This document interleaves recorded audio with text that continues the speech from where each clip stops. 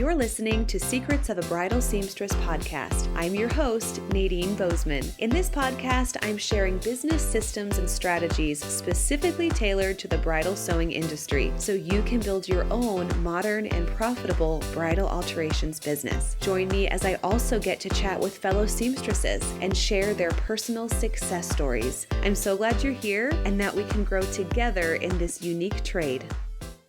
Welcome back to another episode of Secrets of a Bridal Seamstress. I am here with my friend Christy Townsend. She is the owner of the Paper Vow, and recently she started the Collective Vow, which is a really cool retreat that is for all wedding vendors, not just stationery pros, because that's what Christy's specialty is, luxury wedding stationery. So I'm really excited to hear your story, and seamstresses listening, you're going to hear how to develop a luxury brand in the seamstress world. So we're going to kind of tie in the paper and the fabric and all the creative textiles together here.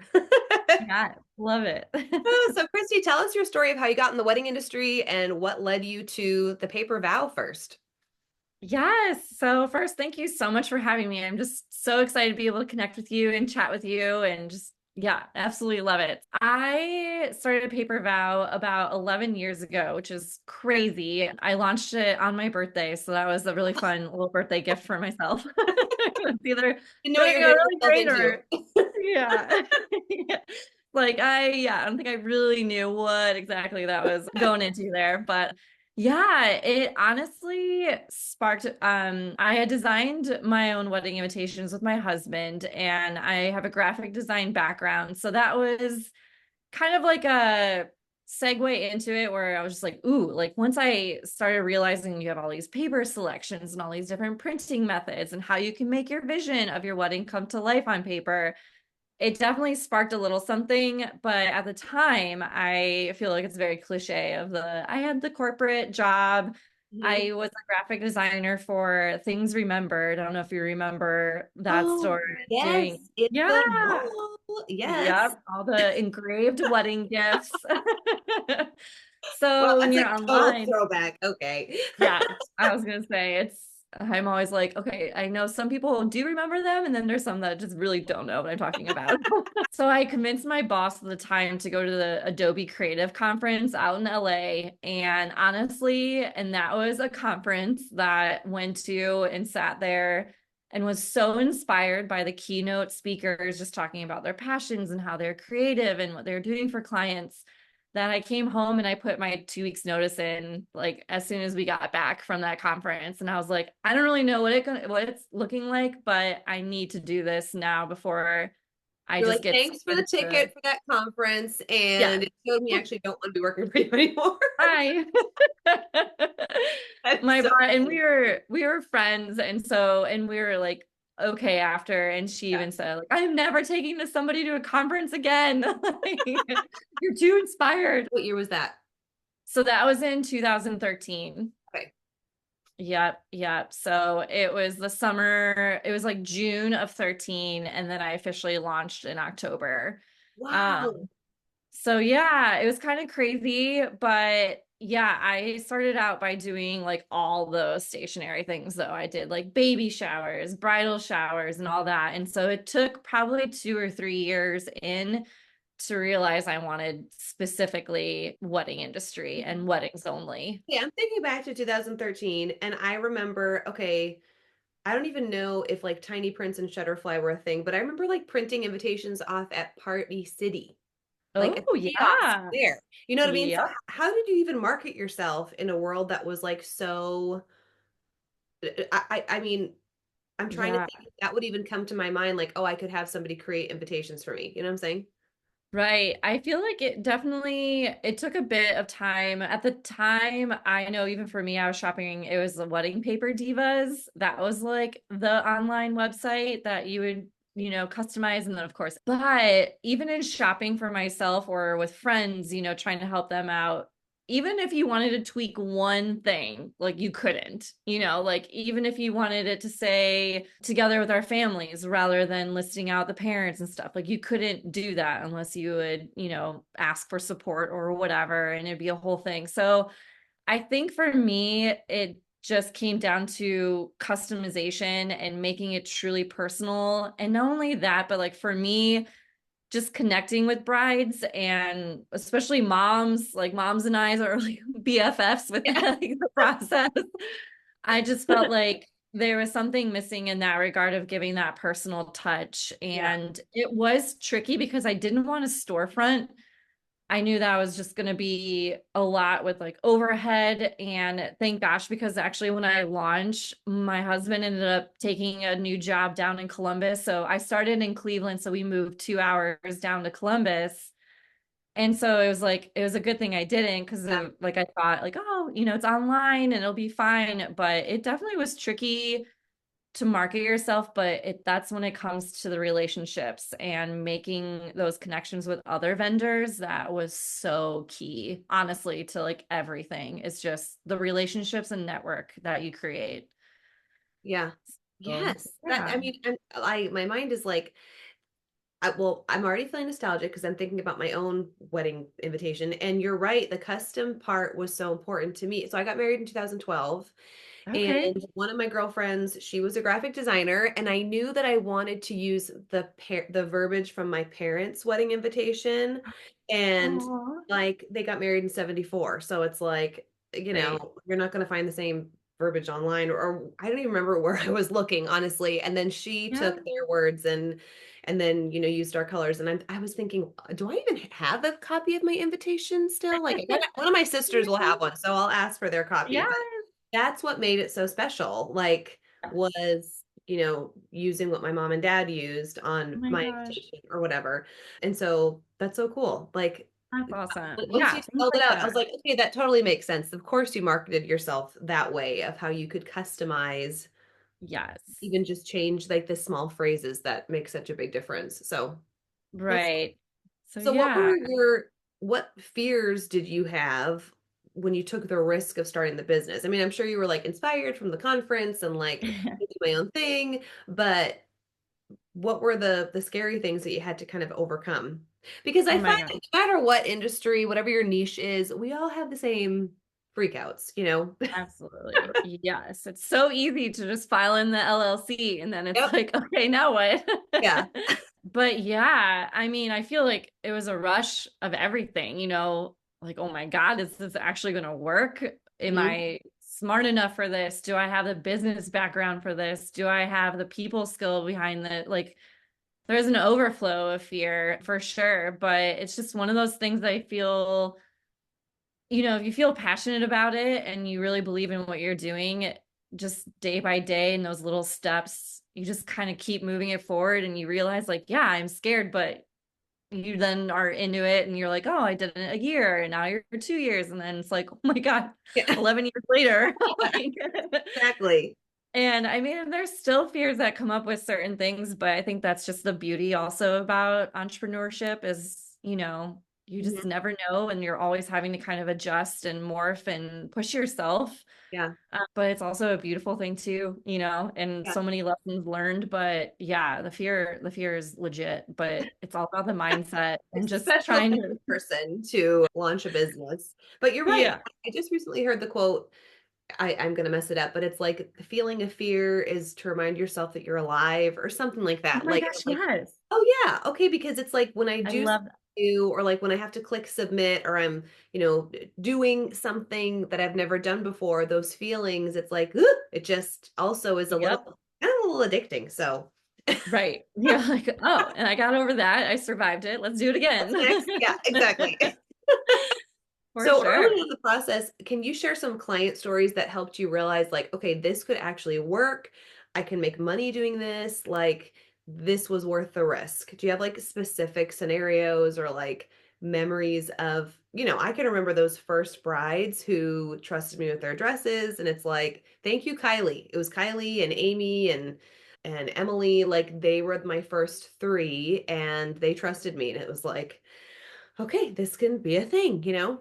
Right. Right. It's crazy. I think once you end up getting your first like actual clients, and I don't know if you felt this way, but it was kind of, I definitely turned to friends and family But then once you got that first actual client that you didn't know, that for me was a pivotal point. I'm definitely, my love language is words of affirmation. And so I felt like having that client, and it was a mom specifically, and her daughter was getting married. They were looking for something very specific. And I still have her check actually framed in my office because it was the very first like real check that was sent to Yes. me. And also I kind of laugh at it because it was, to be honest, it was $250 and it was for a set of 100 invitations. So you can do the math. And I'm like, So that was wow, a I donation from you. didn't give myself anything for that. Like, so it just is a reminder too of, yes, how far you can go and having to believe in yourself. And biggest thing is believing in your own worth. And that is a tricky thing to overcome. Because yes, you want that validation and being like, okay, yes, this can work, but B, that side of the money aspect. And I don't know if you felt this, but I struggled with that for years and years and years. And I feel like only in the past few years now, I feel like, okay, yes, like I know I'm worth this minimum. It's like with my minimum, it isn't so much of the actual like cost of the print and everything. It's my knowledge and my expertise, like in paper and with imitations and design, knowing what will work and not work.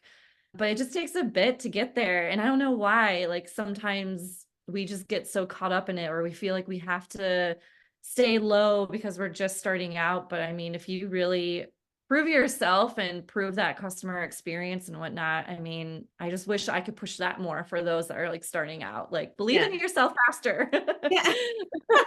I know. Like, I promise It's you're that worth balance it. of like, if you're in your portfolio years, you want to be honest with yourself and with your clients and like charge fairly, but then when is it appropriate to make that shift? And so I know like Right. working with women within my membership or one-on-one and like helping just kind of navigate that, it is such a, Right. because there's no like a model that we can look to. It's not like we're comparing ourselves to our boss is telling us what they want to pay us. It's like we have to come up with Right. these numbers ourselves. So it's like, oh, where Right. are these going to come from? Yeah. Mm. Right. Right. But Yeah. let's It's move a into the luxury piece because that is, that is a completely different demographic, really. When we're starting a business, and I think back to my first clients, like yes, those women trusted me with their dresses, but also there was a part of like, okay, I know Nadine, she can sew wedding dress, she can work on my wedding dress, and I'm probably going to get a decent deal. You know what I mean? And that yeah. is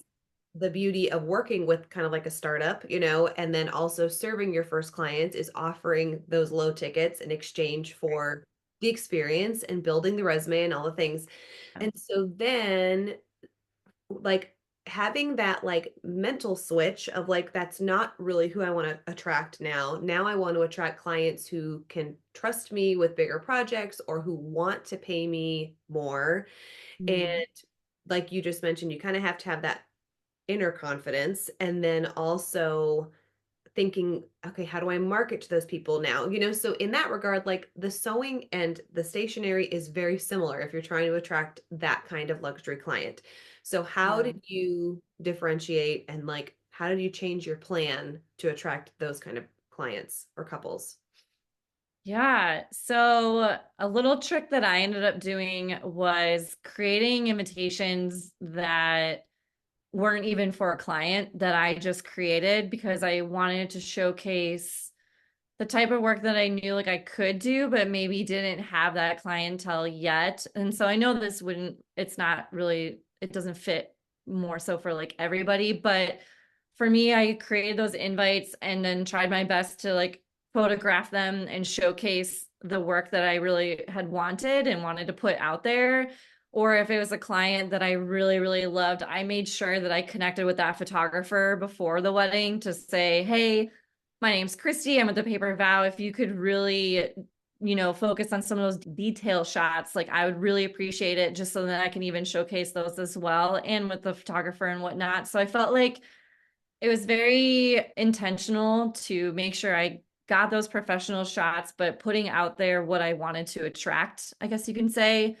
And then, of course, those relationships with the planners. Like for me, the planner relationship is a huge one. If you have a planner, introduce you to somebody, a couple fully trusts that planner and you're just kind of like, okay, yeah, like I'll go with them too if you're recommending them. So I felt like who I was getting to know as well and getting to know those planners like in the luxury market was really important to me, as well as just I'm all about like, what's the worst that can happen if you reach out to somebody, like doing a voice memo on Instagram or an email or anything like that. I feel like if you just put yourself out there and introduce yourself to those that are in the same market that you're hoping to be in, you just never know. And sometimes those connections took off, and then other times, you get ghosted, but you're like, whatever, like moving on. Yeah. But yeah, it's just kind of it was definitely a slow move. It definitely did not happen overnight, but just kind of realizing that's where I felt that my clients really actually valued paper and in a different way rather than being like, oh, the budget DIY type bride. It was great, and it was great to start out with, but then I realized like the slow shift of, okay, like you guys are, where I'm kind of wanting to be, because you're going to put in the investment and then you're expecting, X from it. And I want to give you that, Mhm. element of something that you get to cherish forever, Yeah. after Yeah. your wedding, stuff like that. And that experience, because I feel a lot of people also just feel very lost in the invitation process. So my whole thing is like, I'm literally like your right hand person and your personal graphic designer, like throughout the process. So it's just kind of tapping into that. And then just, yeah, I wish there was like some magic sauce of like, oh yeah, just do this and Yeah. you end up in the luxury market. But it's just slow steps of how you're presenting yourself, how you're presenting your brand. I did like a whole rebrand to like my logo. At first it just, it was like teal and gray, and it just looked, like kind of like a newbie. And so I did more of like an elegant sort of brand. So I just feel like your brand is a huge thing too, and how you present yourself. And even if I go to networking events, I would definitely just pay attention to how I'd like portray like my brand as well, like even personally. So it's just kind Right. of like those little things. Yeah. Yeah, yeah. Something that stood out was when you said that you created invitations that weren't even for real clients and just Hmm. had that for reference. And my mind was going and I'm thinking, okay, for seamstresses, you can make some luxury veils, you can make some like luxury accessories, or my friend Sarah makes, I don't even know what they're, if there's like an official name for this, but it's like the necklaces that go on your back for like low back Ooh, dresses, like yeah. you just make them, take pictures of them, and create your own buzz around it. Is like, okay, Right. this is available and this is the cost, and like showing your potential clients what is even available to them, what they actually could spend with you, maybe even the first step. Because if they think like, okay, there's you know, I'm paying for alterations, like how else could I elevate this experience? You can kind of tap into creating the upgrades for them so that they get Right. the idea of like what's even available. And then, eventually you'll be like attracting those people who do want to be just investing in a higher ticket. And like you said, in these like heirloom pieces, or like something that you'd want to just save forever instead of like, Right. okay, it's just one extra thing to add to the wedding bill. So it Yeah. is a very intentional thing on our side to attract the kind of clients that we want to work with. And you just listed off like 6 things to do to like find those people, but it is on us. So that was a good Right. reminder. Mhm. Yeah, absolutely. And I feel like it's one of those things, you don't even have to lie about it. Like, oh, I created this for so and so. Just then focus on what inspired you to create it, for like a veil or something like that. Like, what's the inspiration and what sparked the creativity to make it? And then focus on that more so than being, having to come up with like a whole story. I just feel like people really love looking into like behind the scenes stuff. So yeah, I definitely Yes. think that'd be a good thing. Yeah. So how did you kind of get over the fear of, okay, I'm putting out these higher end products, I'm trying to attract this kind of client, and what if you weren't accepted by those clients? Or like what if you've had this audience, like maybe on social media, whatever, who's been liking a certain standard, a certain price point, a certain style, and now you're introducing something new did you Mm. have to get through those fears at all? Or was there like a mindset shift that came with that? Like, okay, now I am high end. So here's what I'm going to do moving forward. Like, how'd you work through that? Yeah, it's definitely one of those things where you have to get comfortable then starting to say no to certain things, and that just took a bit. But once you do and you realize it's worth it, say instead of making 10 of one thing and selling it for like a lower cost compared to selling only three of those at a higher cost. It's one of those things that it just took me a bit to kind of realize, okay, I don't have to be cranking out like 50 invitations to make what I'm wanting, like it's just narrowing it down and getting more specific. I would say it wasn't a huge transition or like of losing like certain clientele and being like, oh my gosh, because I did start implementing a minimum and then slowly started increasing that minimum. But so I feel like if you do it in a gradual way, it's not so abrupt of, the Mhm. next day you're like, hey, I'm charging Yeah, this amount exactly. now. And then you have the people that, yeah, like know you in your back, like behind the scenes and know you as a creative and whatnot. And as a business owner, I feel like for me, it's just an easy thing to be like, I hope they just appreciate that and they still like value you and value what you're doing. And then if they're not for that, then they're not your right clientele, So there's somebody for everybody. And it just really depends on who you really want to attract and what sort of, projects and products like you really want to do. And just getting used to saying like, sorry, it's not a good fit, I don't think, for us. And then for me, I love to even recommend some other stationers. And I'm like, I feel like this would be a great fit for you, though. They're amazing. Here's their contact, and still try and help out each other and keep it Right. going. Right. I have my little referral list, like, okay, not for me, but Yeah, maybe you can call them. And it's right, funny, in our membership recently, we talked about having like a line that, or, a reply ready for when you don't want to work with a specific client or take on a specific project. So you don't have to go through the stress of like, oh gosh, how am I going to say no? Like, I don't really want to do this. right. It sounds stressful. It's like you already have something in the bag, like ready to bust out. And like, Yep. no, and I'm always still learning the importance of no in my personal life too. Like I think as creatives or, kind of going back to that entrepreneurial mindset of like being a little bit crazy, like I have a tendency to want to do all the things, right? And like Right. yes to all the social things and all the business things. And like then at the end of the day, it's like, why am I exhausted? So learning Yep. skill of saying no, the art of saying no, truly, it's like and being okay with yourself and not giving yourself the guilt trip is probably the first step in allowing yourself to be ready and available for those dream clients who will come along. So, Right. Right. For great sure. takeaway from this episode is learn how to say no and stick Yes. to your guns. Yeah. So For once sure. you like were kind of really niche down to your like dream clients or whatever, how were you able to see the paper vow grow once you're like, this is who I want to work with and I'm better at saying no? How did you see growth after that? Yeah, kind of like what we were mentioning earlier of just it allows just that openness and opportunity for the opportunities like to come to you if you do kind of niche down and kind of focus on what exactly you want. So I just felt like for me, once I knew like, okay, I wanted in the luxury market, I want, you know, clients that really value and love paper and what it's all about, the invitations and day of details.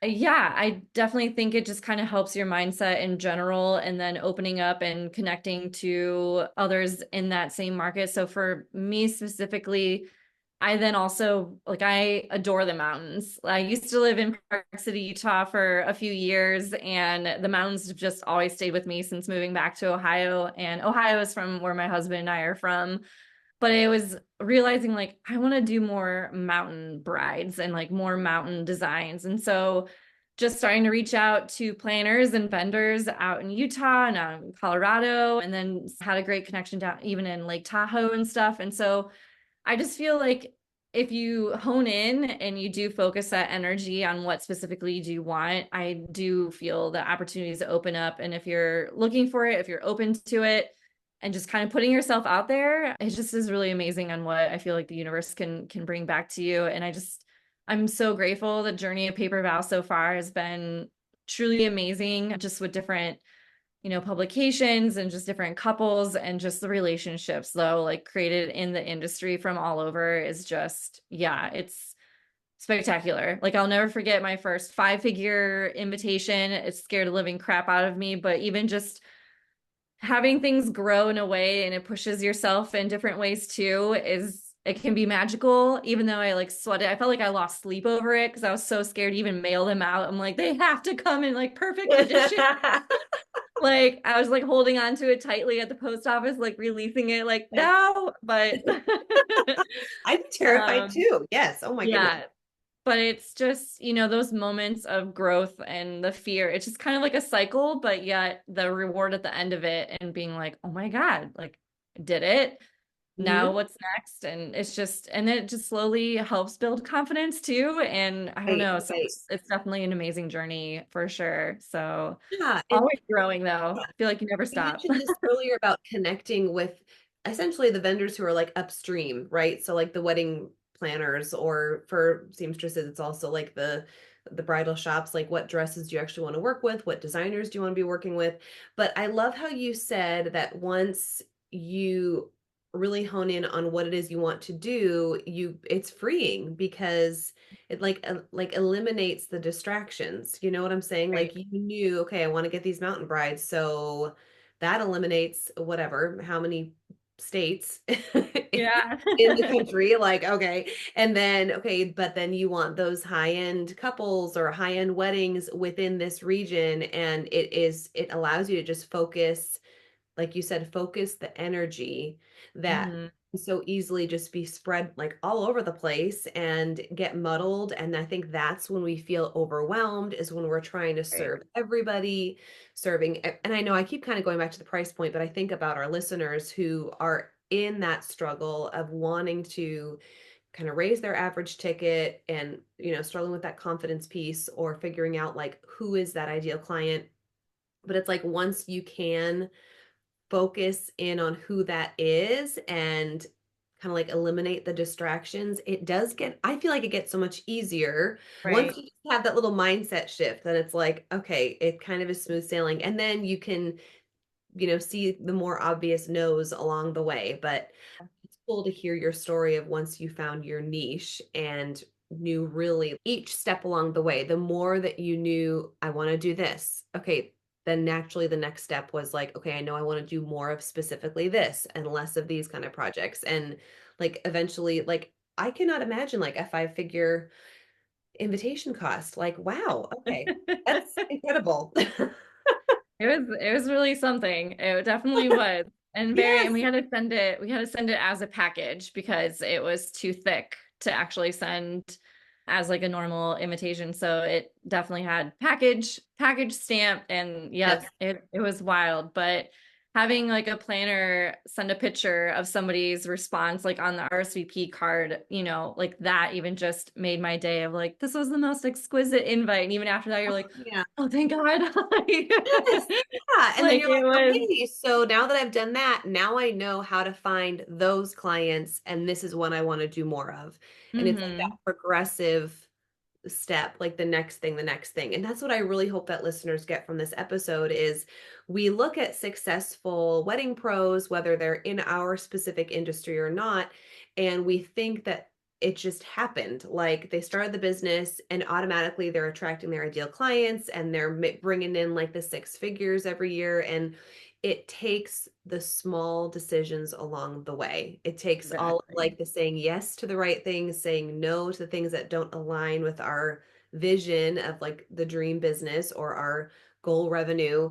And those small steps eventually lead to the people that we look up to. You know what I mean? But Yeah, for we all sure. start from the same spot. And we've all Yeah, had the same like overwhelming, weird feelings that we've had to overcome.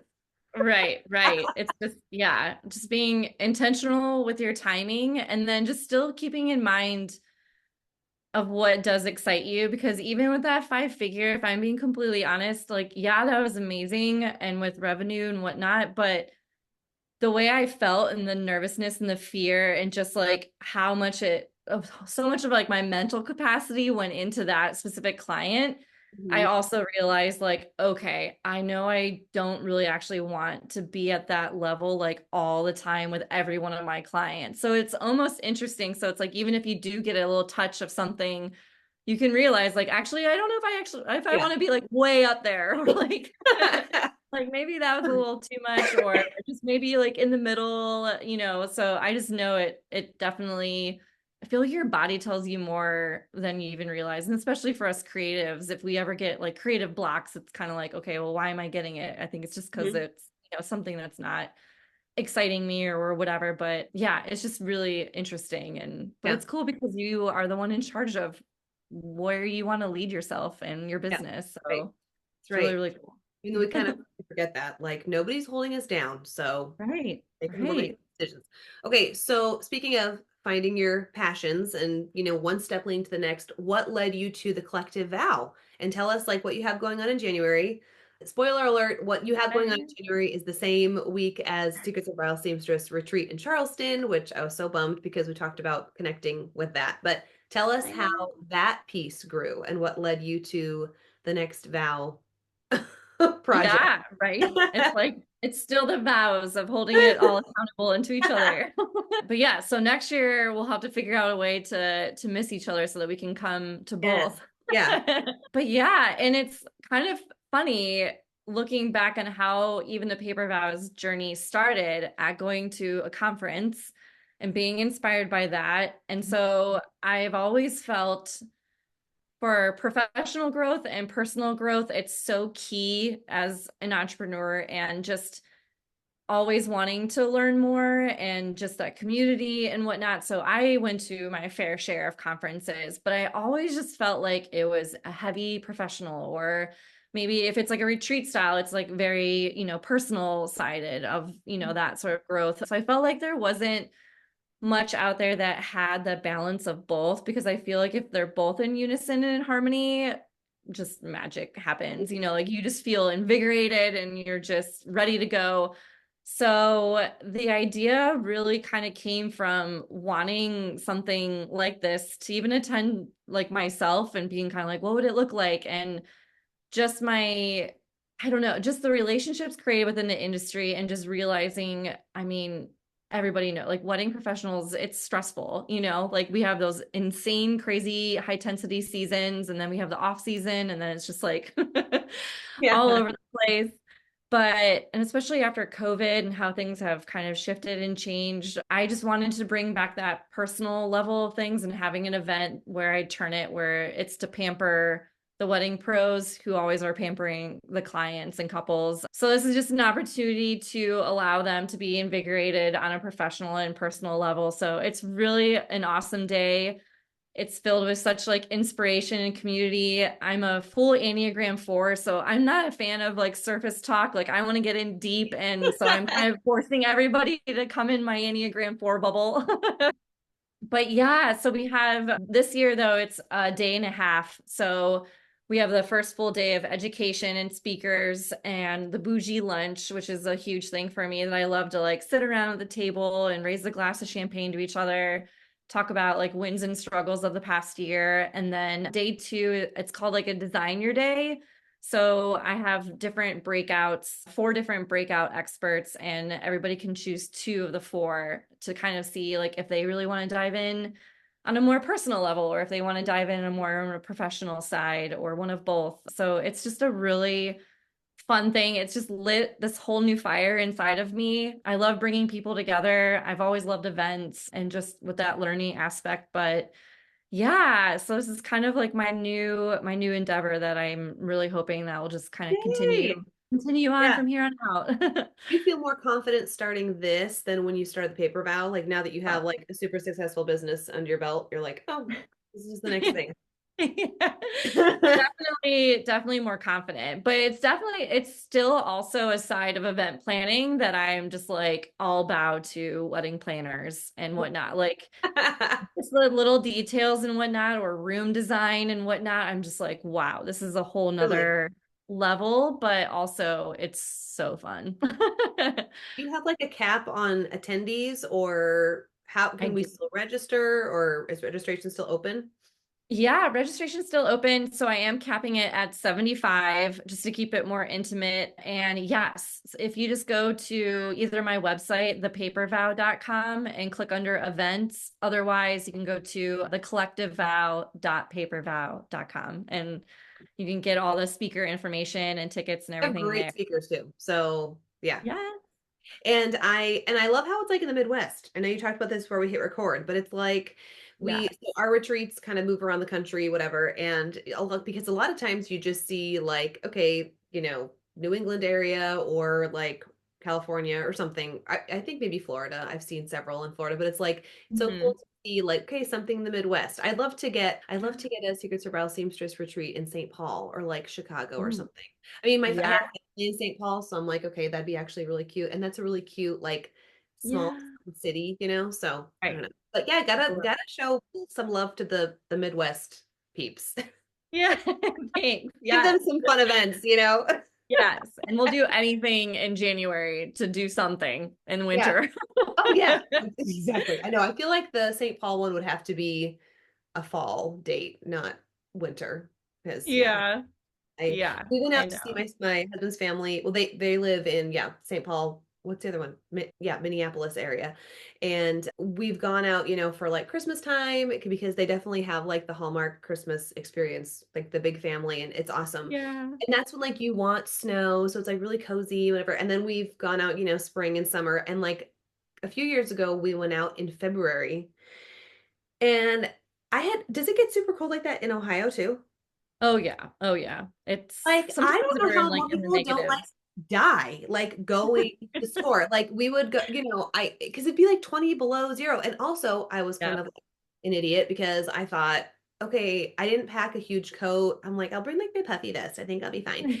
And just from like the airport to our rental car, I was like, oh my gosh, Got some icicles it hanging was on your horrific. It was horrific. And then like the static because everything was just so dry there. I mean, I don't know. It's like you probably just have to build all this, I don't know, cold immunity or something out there. But so I will not be having a January retreat in St. Paul. That's the moral of the Yeah. story.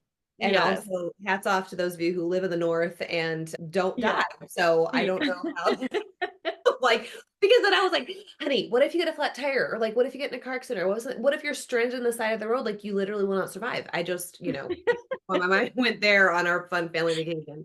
Oh my gosh.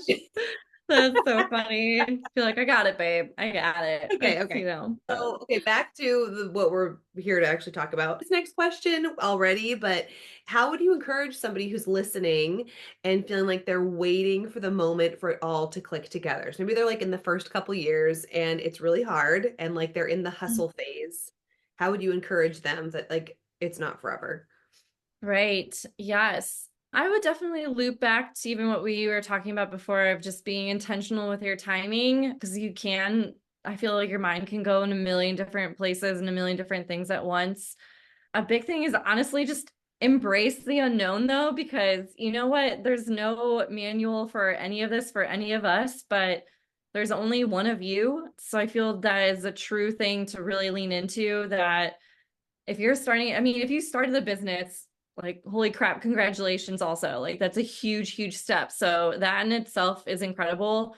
But just staying focused on, right, figuring out your clientele, what you really want to do, what really sparks you and makes you happy, but also that does make you money and just don't disregard your worth in the very beginning just to get the experience, which definitely is a thing. But like I had mentioned before, just even creating those things that you want to showcase more and whatnot, rather than discounting it for somebody else, like just being able to do it on your own and then just start building up that village. I mean, the relationship piece is something I wish somebody told me right off the bat of knowing how important it was to network and build your network. I would have done that more so than anything else. So yeah, and it's kind of hard because if you aren't feeling comfortable going to say networking events or things like that, it can be tricky, but otherwise I feel like the beauty of social media platforms and stuff too is sending voice memos or just still even getting to know people on there without having to be in a big group setting, just ask individual people out to coffee or, things like that, just to do more one-on-one rather than like a group setting, if that makes you nervous. But those relationships, I can't stress enough about it. And just following your gut, believe in yourself. Please believe in Yeah. yourself. Yeah, I think like my little local community, like my local wedding pro friends they were game changers for me early on because I realized that we all do kind of have the same similar, not the same, but similar fears or stressors, or when we'd have clients in common that like I had a struggle with this. Oh, me too. And then here are the red flags that we didn't catch. You know what I'm saying? Like Right. that stuff even Yeah. helped me down the line. Did you ever do like coaching, or did you receive coaching, or how did you like nurture the professional growth? Yeah, I did a personal coach, I would say, like within the first 3 years of running the business. So she now is B Sage. So Michelle, shout out to Yes, her. And oh, do you know yes. Michelle? Well, I Oh, follow okay. the stage. Yes. Fabulous. Yeah, and she does their amazing conference down in Mexico. So I'm like dying to go to one of them one of these years. Speaking of Um, learning, yes. Oh my yeah. gosh. Yeah. It looks incredible. So yes, like that's a huge inspiration for sure. Yeah. So yeah, I had her like right off the bat and then just some like here and there. And then with Holly Haynes kind of doing like the one-on-ones. Cause I think it does get tricky as you go. I also just felt like I did start to get a little bit comfortable, so I feel like it is really important to still invest in yourself with coaches or with programs and whatnot to kind of like give you that push and mainly even accountability, because when you are on your own, you don't have anybody yelling over your shoulder of like, you're not doing that or like, you passed your deadline. Yeah. So it's just nice to have that sort of setting as well to be held accountable because it does take a lot of willpower, that's for sure. So Yeah, I think so too. And just hearing like how other people, like within our membership, we kind of talk about how it's like your staff room chatter, because I used yeah, to be a middle school teacher, so I was so used to like having like, okay, the lunchroom talks, and we talk about like what's working in our classrooms or students that we have in common or whatever. And that is what helped me so much. I feel like that moment in my teaching career when I learned that those relationships with my peers, like I didn't have to be embarrassed about the things that I was like failing in as a teacher. I would actually yeah, receive help and encouragement when I talked about it in the staff room. So like right, having peers to talk to about things, like, or having a coach to, like you said, see the outside, an objective view is right, so helpful. And that's when I feel like my business catapulted too, when I started working with a coach, with a mindset coach, and it was like, oh, okay, then everything just like yeah, clicked, because yeah, I was getting out of my own way and out of my own like weird ideas and insecurities, and I had somebody else right, to be like, that's not accurate. So if yeah, you're Surge, if you're listening and you're like, no, no, and this time of year is a great time to invest, to find somebody yeah. to, I have one-on-one calls that you can book. The membership opens again in March, but finding a pro to help give you that kind of insight is, I think, super valuable. If anything, just to assure you that you're not crazy. So Right, right. you'll walk Like away with that. you're actually sane. All right, so where could listeners find you to follow like the paper vow and then the collective vow and the plans for the retreats that you have coming up? Where can we find you? Yeah, so on Instagram, I'm at the paper vow, and then you can also just find at collective vow. I know I probably shouldn't have, done the same with the vow, but I just wanted to even continue that, like the vow of even like my whole thing with collective vow is empowered pros equal empowered couples, because I just Mhm. truly feel like it's a domino effect. And yeah, kind of like what you were saying, it's just that vulnerability to each other and allowing those walls to kind of come down and realize that yes, like we're all in this, we're all trying to figure this out and all that good stuff. So I can talk about that like all day long, but anyways.